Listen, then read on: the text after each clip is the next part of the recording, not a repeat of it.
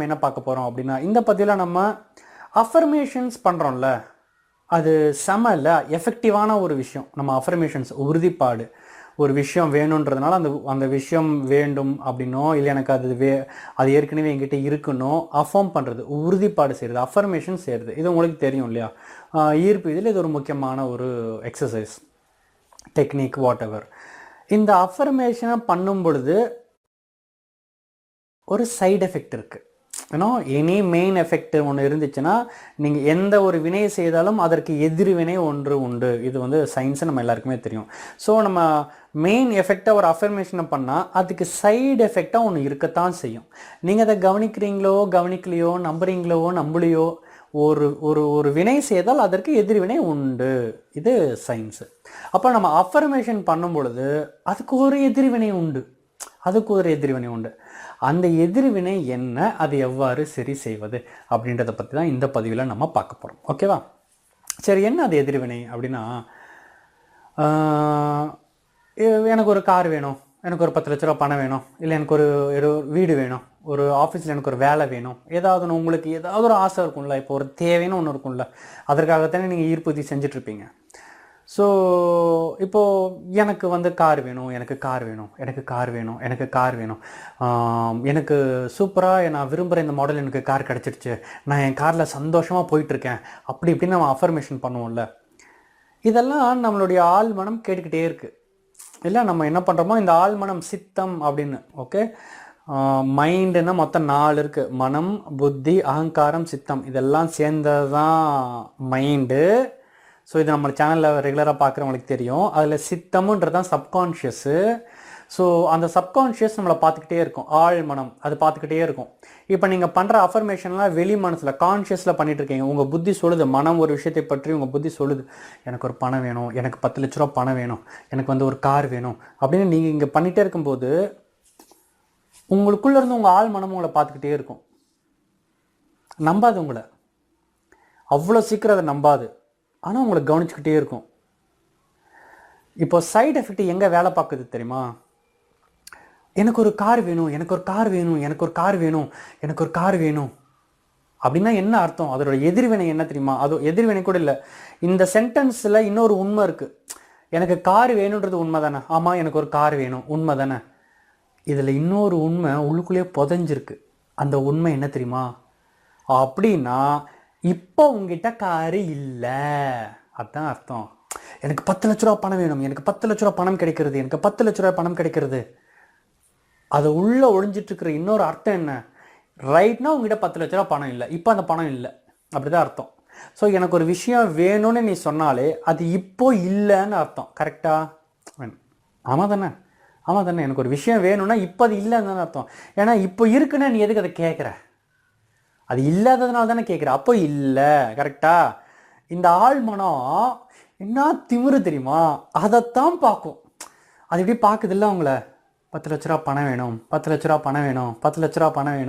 அப்படின்னா இப்போ இல்லை, அப்போ இப்போ இல்லை, அதை நல்லா நம்பிடும். உங்களுக்கு 10 லட்ச ரூபா பணம் வேணுன்றதையும் அதை நம்புது தான், ஆனால் அதை விட ரைட்னா அது இல்லைன்றது அதை நல்லா நம்பிடும். ஆழ்மனம் எதை நம்புகிறதோ அது மட்டுமே இந்த பிரபஞ்சம் நடத்தும், இல்லைன்னா நடத்தாது, வெயிட் பண்ணிகிட்டே இருக்கும். உங்கள் வாழ்க்கையில் ஒரு விஷயம் நடக்குது, நடந்துக்கிட்டு இருக்குது, நடக்க போகுதுன்னாலே உங்கள் ஆழ்மனம் அதை முழுமையாக நம்பிவிட்டது. அதனால தான் நடந்துச்சு, அதனால தான் நடந்துக்கிட்டு இருக்குது, அதனால தான் நடக்கும். அப்போது இந்த இடத்துல எனக்கு 10 லட்ச ரூபா வேணும், எனக்கு 10 லட்ச ரூபா கிடைத்து விட்டது, என் அக்கௌண்ட்டில் 10 லட்ச ரூபா இருக்குது, என் வீட்டு கீழே கார் நிற்குது, எனக்கு கார் கிடைத்து விட்டது, எனக்கு கார் வேணும், இப்படிலாம் என்ன சொன்னாலும் ரைட்னா அது இல்லை. கரெக்டாக? ஒருவேளை எனக்கு கார் கிடைத்து விட்டது அப்படின்னே சொன்னாலும், ஒருவேளை எனக்கு கார் வேணும்னு சொன்னாதானே அப்போது ரைட்னா அது இல்லைன்னு ஆகுது.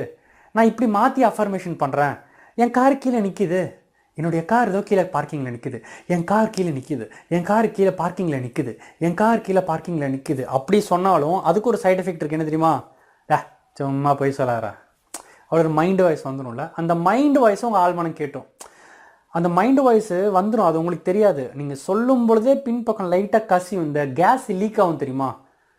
எங்கேயாவது ஒரு பக்கம் பெட்ரோல் டேங்கை திறந்து வச்சுருங்கன்னா அந்த எங்கேருந்தோ அந்த வாசம் அப்படியே வரும்ல, அதுபோல் எனக்கு என் கார் என் அக்கௌண்ட்டில் 10 லட்ச ரூபா இருக்குது, என் அக்கௌண்ட்டில் 10 லட்ச ரூபா இருக்குது, கீழே என் காரில் பார்க்கிங்கில் கார் நிற்கிது அப்படி சொன்னாலும் ஏதோ லைட்டாக ஒரு வாசம் வரும். சும்மா போய் சொல்லாத, உன் அக்கௌண்ட்டில் ஒன்றும் இல்லை, உன் அக்கௌண்ட்டில் 23.85 பைசா இருக்குடா படா, கார்லாம் ஒன்றும் கீழே நிற்கல, நீ பைக்குக்கே பெட்ரோல் ஊற்ற மாட்டேன், இப்படி ஏதாவது அது ஒரு பின் பக்கம் மண்டையில் ஒன்று ஓடும். அது லைட்டாக அந்த வாசம் மாதிரி, அந்த வாசத்தை உங்கள் ஆழ்மனம் பிடிச்சிக்கும். அது ரொம்ப இன்டெலிஜென்ட்டு, உங்கள் சப்கான்ஷியஸ். அதுக்கு பேரே இன்டெலிஜென்ஸ் தான் பேர் அதுக்கு. ஸோ இதுதான் சைடு எஃபெக்ட். நம்ம எனக்கு அது வேணும்னாலே அப்போ அது இப்போ இல்லை அப்படின்றது இன்னொரு மறைமுகமான அர்த்தம் ஆகுது. அதுதான் சைடு எஃபெக்ட். அதை இந்த ஆழ்மனம் அது மேலே ஆழ்மனம் கவனம் வச்சிருச்சுன்னா இழுத்துக்கிட்டே போகும். அதுதான் இது. நம்ம இதையும் சொல்கிறோம், அது கவனம் வைக்கிறது. நான் இப்படி காமிக்கிறேன், உங்கள் கவனம் இந்த கைக்கு போச்சா இந்த கைக்கு போச்சா, அது உங்களுக்கு அது மாதிரி தான் இந்த ஆழ்மனம் பார்த்துக்கிட்டே இருக்குது. ஒரு பக்கம் கிடைத்து விட்டது வேணும், இன்னொரு பக்கம் இல்லை, இது ஏதாவது ஒன்றில் போய் கவனம் வச்சிரும். ரைட் நவ் இல்லைன்னு கவனம் வச்சிருச்சுன்னா இல்லை, பிரபஞ்சம் அதைத்தான் நடத்தி காட்டும். இப்போதைக்கு இல்லை, நீங்கள் முயற்சி பண்ணிக்கிட்டே இருப்பீங்க, இல்லை, ஏன்னா ஆழ்மனம் அதை சார்ந்து விட்டது, இல்லைன்றதை சார்ந்துருச்சு. என்ன பண்ண முடியும்? இதே சில பேருக்கு அவங்க ஆழ்மனம் ஆமாம் அது ரைட் நோ இல்லை தான், பட் ஆனால் அவனுக்கு வேணும், அவனுக்கு அதுக்கு கிடைத்து விட்டது போல் அது வேணும், அதுதான் நீங்கள் பண்ணுற பேச்சு. அதுக்கு தான் அஃபர்மேஷன் விசுவலைசேஷன் ரெகுலராக பண்ண சொல்கிறது. அந்த ஆழ்மனம் சில டைம் இதை பற்றிக்கொள்ளும், அதுவும் இருக்கும். பட் என்னமோ இதை லைட்டாக இதை பற்ற ஆரம்பிச்சுன்னு கிடுக்கிடுன்னு சில விஷயங்கள்லாம் நடக்கும். அந்த சம்பவங்கள் நடக்க உங்களுக்கு இன்னும் கான்ஃபிடன்ஸ் ஏறும். கான்ஃபிடன்ஸ் ஏற ஆழ்மனம் நல்ல இறுக்கமாக பற்றும். ஆழ்மனம் அதை முழுமையாக பட்டு விட்டவுடன் அது ஆல்ரெடி நடந்திருக்கும் உங்கள் லைஃப்பில். ஸோ சரி, இப்போது உங்களுக்கு விஷயம் புரிஞ்சிருக்கும். ஓகே, இப்படி தான் நடக்குது, இது எப்படி சரி பண்ணுறது? அதுக்கும் மருந்து உங்களுக்கு ஏற்கனவே தெரியும். இப்போ நான் தான் புதுசாக ஏதோ மருந்து கண்டுபிடிச்சாலாம் சொல்லலை, ஏற்கனவே எல்லாம் சொல்லி வைக்கப்பட்டு விட்டது. சொன்னதைத்தான் நம்ம திரும்ப திரும்ப சொல்லிகிட்டு இருக்கோம். ஸோ இதுக்கு என்ன மருந்து? அப்போது கிராட்டிடியூட், நன்றி உரைத்தல். இந்த நன்றி உரைத்தலை செய்யும் பொழுது, நன்றி உரைத்தல் நம்ம எதுக்கு செய்வோம்? பொதுவாக நம்மளுக்கிட்ட என்னெல்லாம் இருக்கோ அதுக்கெல்லாம் நன்றி சொல்கிறது, நமக்கு என்னெல்லாம் வரப்போகுதோ, நம்ம என்னெல்லாம் எதிர்பார்த்து கொண்டு இந்த பிரபஞ்சத்திடம் காத்து கொண்டு இருக்கிறோமோ அதுக்கெல்லாம் நன்றி சொல்வது. பிரபஞ்சமே மிக்க நன்றி, எனக்கு இன்றைக்கி பொழுது நல்லபடியாக போச்சுடா, இன்றைக்கி ஆஃபீஸ் நல்லபடியாக போச்சு, ரொம்ப நன்றி, இன்றைக்கி நல்ல சாப்பாடு நான் சாப்பிட்டேன், ரொம்ப நன்றி, இன்றைக்கி என் பொழுது சூப்பராக போச்சு, ரொம்ப நன்றி, எனக்கு எவ்வளோ நண்பர்கள் கூட்டம் நல்லபடியாக இருக்குது தெரியுமா, ரொம்ப நன்றி. என்னெல்லாம் லைஃப்பில் இருக்கோ அதுக்கெல்லாம் நன்றி சொல்வது. ஆர் எதெல்லாம் இந்த பிரபஞ்சம் நமக்கு தரப்போகிறதுன்னு நம்ம நம்புகிறோமோ அதுக்கெல்லாம் இன் அட்வான்ஸ் தேங்க்ஸ். நீ எனக்கு தரப்போகிற, அதுக்கு இப்போவே அட்வான்ஸ்லேயே அவனுக்கு தேங்க்ஸ் சொல்லிடுறேன். இப்படிலாம் நம்ம உறுதிப்பாடு செய்வோம் இல்லை? இந்த உறுதிப்பாடு எதுக்கு செய்கிறோன்னா, இந்த அஃபர்மேஷனையோ விஷுவலைசேஷனையோ பண்ணும் பொழுது அதுக்கு ஒரு சைடு எஃபெக்ட் சொன்னோம்ல. நீங்கள் விஷுவலைசேஷன் பண்ணுவீங்க, எனக்கு கார் கிடைத்து விட்டது, ஆனால் அதோட சைடு எஃபெக்ட் என்ன? ரைட் நோ இல்லை. எனக்கு பணம் கிடைத்து விட்டது, அதுக்கு என்ன அர்த்தம்? எனக்கு 10 லட்ச ரூபா பணம் வேணும், என்ன அர்த்தம்? இப்போ அது இல்லை. இந்த சைடு எஃபெக்ட் இருக்குல்ல, இந்த சைடு எஃபெக்டை நம்மளால் டைரெக்டாக ஒன்றுமே பண்ண முடியாது. இந்த கிராட்டிடியூடு பண்ணுறோம்ல, அந்த கிராட்டிடியூட் பண்ணும்போது ஒரு நிம்மதி வருது தெரியுமா?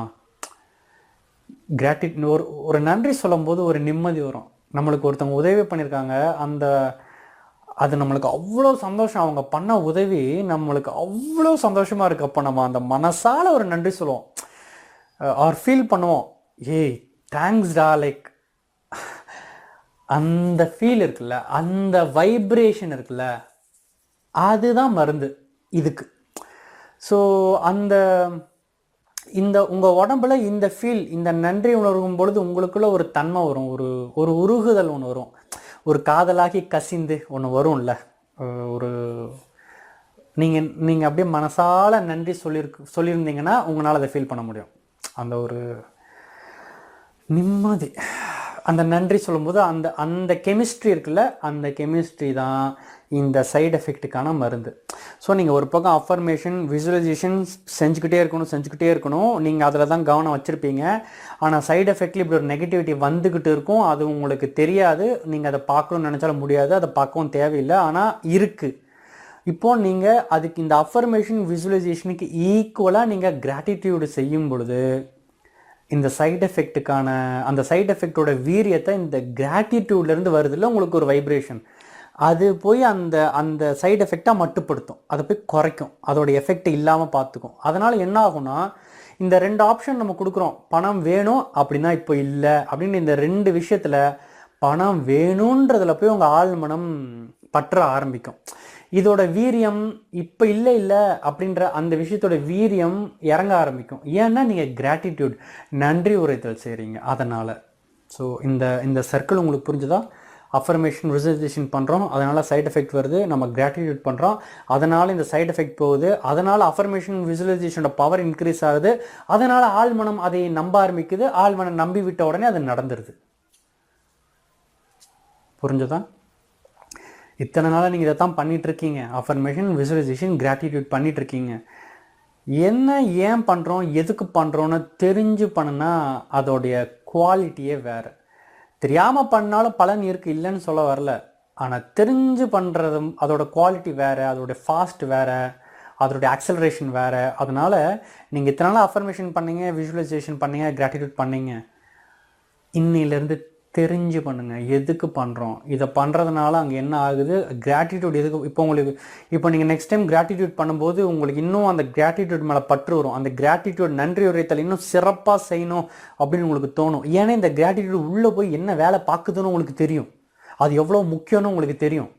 ஸோ அதை தெரிந்து செய்வதாலே நிறைய நல்ல விஷயம் நடக்குது. உங்கள் மேனிஃபெஸ்டேஷன்லாம் டக்குன்னு நடக்கும். ஸோ அந்த ஒரு சின்ன தெளிவு உங்களுக்கு இப்போ கிடச்சிருக்கும். அஃபர்மேஷன் விசுவலைசேஷன் கிராட்டிடியூட், உறுதிப்பாடு, கற்பனை செய்தல், நன்றி உரைத்தல், இதற்கான காம்பினேஷன் என்ன எப்படின்னு இதையெல்லாம் நீங்கள் ரெகுலராக செய்யணும்.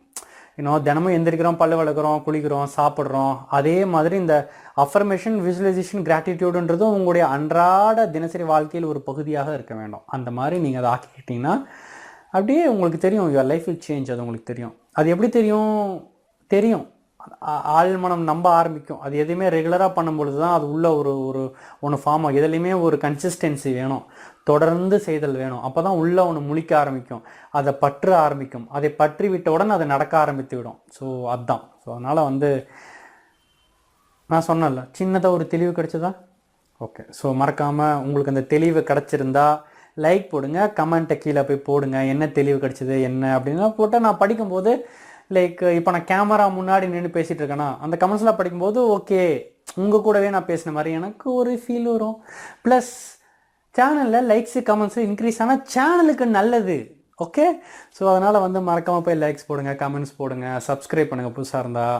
அப்படியே போய் அடுத்தடுத்த வீடியோ சைடில் பாருங்கள், என்னோட மற்ற வீடியோஸ் ஏதாவது காமிக்கும், அதை ஏதாவது போய் கிளிக் பண்ணி அப்படி பாருங்கள். ஏதோ ஒரு சின்ன தெளிவு கிடைக்கும். ஸோ சீக்கிரம் உங்கள் மேனிஃபெஸ்டேஷன்ஸ் எல்லாம் நடந்தேறட்டும், உங்கள் வாழ்க்கையில் சந்தோஷம் மிளிரட்டும். மீண்டும் இன்னொரு பதிவில் உங்களை சந்திக்கிறேன். அதுவரை வணக்கம் கூறி விடைபெறுவது நான் உங்கள் சக்தி சரவணன்.